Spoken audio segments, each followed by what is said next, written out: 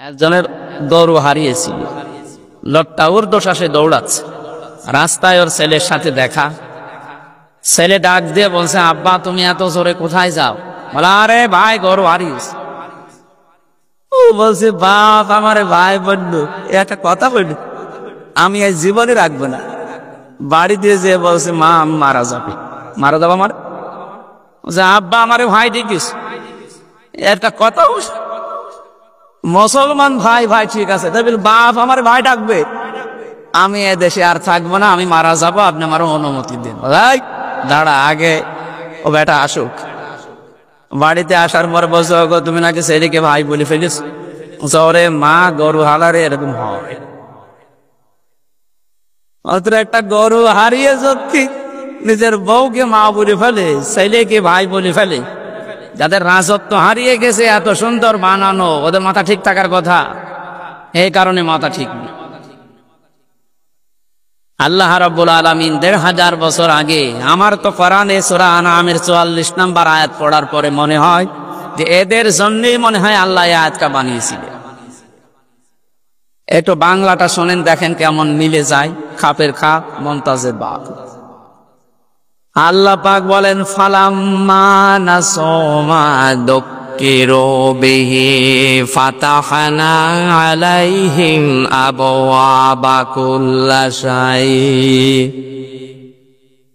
যখন ওই মানুষগুলো আমি আল্লাহর নিয়ম নীতি ভুলে গেল, আমার বিধানের কথা যখন তাদের আর মনে নেই, ফাতাহনা আমি নিজে তখন খুলে দিলাম, আলাইহিম তাদের উপরে, আবওয়াবা কুল্লা শাই, বাবের বহুবচন আবওয়াব, যত শান্তির দরজা আছে, যত প্রভাব প্রতিপত্তি ক্ষমতা টাকা পয়সা, এগুলোর দরজা সব খুলে দিলাম। আমি দেখতে পেয়েছি আয়াতটার সাথে ২৪ সালের ৫ আগস্টের একটু মিল আছে, নাই তো ২০০৬ সালে এই অক্টোবর মাসের ২৮ তারিখে লগি বৈঠা দিয়ে মানুষকে যেভাবে পিটিয়ে মারার পরে ড্যান্স দিয়েছে লাশের উপরে, এটা পৃথিবী দেখার পরে হতভম্ব হয়ে গেছে যে মানুষ।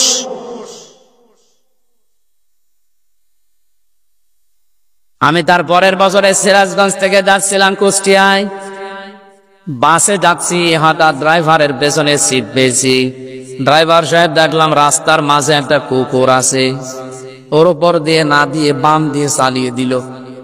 গাড়িটা একটা ঝাঁকি দিয়েছে। বললাম, ভাই আপনি এমন করলেন কেন? এখন তো অ্যাক্সিডেন্ট হয়ে যেত। ড্রাইভার আমারে বলছে, দেখেন না একটা মরা কুকুর পড়ে আছে। আমি ডবল করে ওর গার উপরে চাকা চালাবো, আমার বিবেক নেই? আরে ভাই তো মরা কুকুর, ও মারলে কি আর না মারলে কি? ড্রাইভার এবার আমার দিকে ঘুরে বলছে, হুজুর আপনি কি আসলে হুজুর? আপনি কেমন হুজুর? আপনি দেখেন যে একটা মরা কুকুর পড়ে আছে, আমি ডবল করে আবার মারবো, আমার বিবেক নেই? হ্যাঁ, এই কথা শোনার জন্য আমি ছিলাম। পৃথিবীর নিকৃষ্ট জীব দুইটা, একটা কুকুর আর একটা শুকুর। কে? এক কুকুরের মতো নিকৃষ্ট জীব মরে পড়ে আছে, আপনি ডবল করে মারতে পারলেন না, যে আপনার বিবেক বাধা দিচ্ছে। অথচ এই পৃথিবীতে আমার নিজের চোখে দেখা আশরাফুল মাখলুকাত জসিম ভাইয়ের মতো মানুষকে লগি বইটা দিয়ে মানুষ পিটিয়ে লাশের উপরে ড্যান্স দিস। এদেরকে আপনি মানুষ বলেন কোন সেন্সে? আমার তো আজ পর্যন্ত সেন্স আসে না যে এরা মানুষ। মনে করলাম এই নৃশংস ঘটনার পরে আল্লাহ পৃথিবীতে আর এদেরকে প্রতিষ্ঠা দেবে না, কিন্তু ২ বছর পরে দেখি ফাতাহনা আলাইহিম আবওয়াব, আল্লাহ বলেন যত সুখ শান্তির দরজা আছে সব আমি তাদের জন্য দিয়ে দিলাম। এটা দিয়েছে কে? বলেন বলেন। ৯ সালের পর থেকে যে ৫ বছর পরে পরে মনে করলাম পাল্টাবে, কিন্তু না, ২৪ সালেও দেখি পাল্টায়নি। মনে করলাম কোরআনের এই আয়াত কি আল্লাহ এমনি এমনি দিল না, কোনো কার্যকারিতা আছে। হঠাৎ করে দেখি হাত্তা ইযা ফারিহু বিমা উতু, আল্লাহ পাক বলেন তাদেরকে আমি যা দান করেছিলাম আমার এই দানকৃত বস্তু পাওয়ার পরে যখন এই মানুষগুলো আনন্দে আত্মহারা হয়ে আছে খুশিতে, আখাযনাহুম বাগতাতান, হঠাৎ করে আমি আল্লাহ নিজে তাদেরকে পাকড়াও করলাম।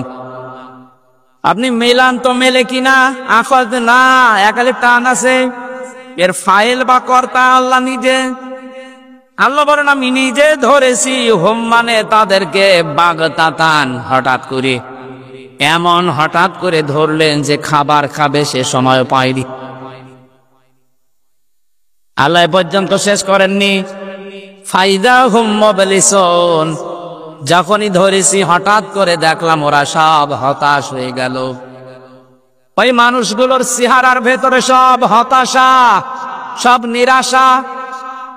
চেহারার ভেতরে তাকালেই মনে হচ্ছে যে না, এদের আর দুনিয়া আখিরাত বলে কিচ্ছু নেই, সব হারিয়ে ফেলেছে। আমার তো 5 তারিখের পর থেকে পর্যন্ত সেটাকেই দেখছি, দেখি চেহারা দেখে এই আয়াতের সাথে মিলে যাচ্ছে। আপনি দেখেন না এদের যখনই আদালতে তোলে হাউমাউ করে কাঁদতেছে। আজকে মানবতার মিথ্যা ফেরিওয়ালা একজন এই দালাল কোর্টে যাওয়ার পরে হাউমাউ করে কাঁদছে আর বলছে আমি সরি। কিসের সরি? আলেমদের তালিকা করেছিল এই দেশে, 116 জন আলেমকে তালিকা করেছিল যারা যারা, তার ভেতরে এই দালাল একজন।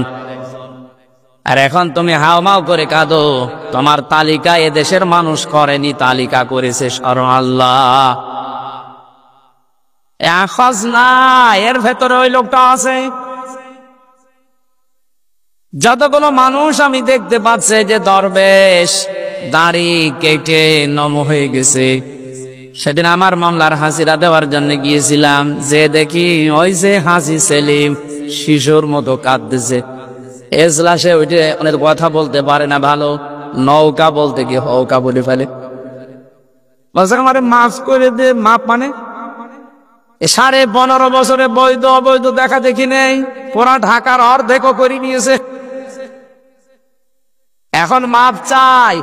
আল্লাহ বলেন ওরা মুবলিসুন, হতাশ হয়ে পড়েছে। এত অপমান আমি আল্লাহ ওদের উপরে দিয়েছি। ওয়ালাহুম আযাবুম মুহিম, নিকৃষ্ট শাস্তি আমি আল্লাহ ওদের উপরে চাপিয়ে দিয়েছি, অপমানজনক শাস্তি। দেখেন না কালামানিকের বিসি উড়ে গেছে। পৃথিবীর ইতিহাসে এর মতো অপমান কেউ হয়েছে বলে আমার মনে হয় না। আপনি দেখেন কত বড় অপমান, একটা সুপ্রিম কোর্টের সাবেক বিচারপতি এই লোকটা, অথচ কলার পাতায় আল্লাহ শুইয়েছে। কথা বলেন না কেন?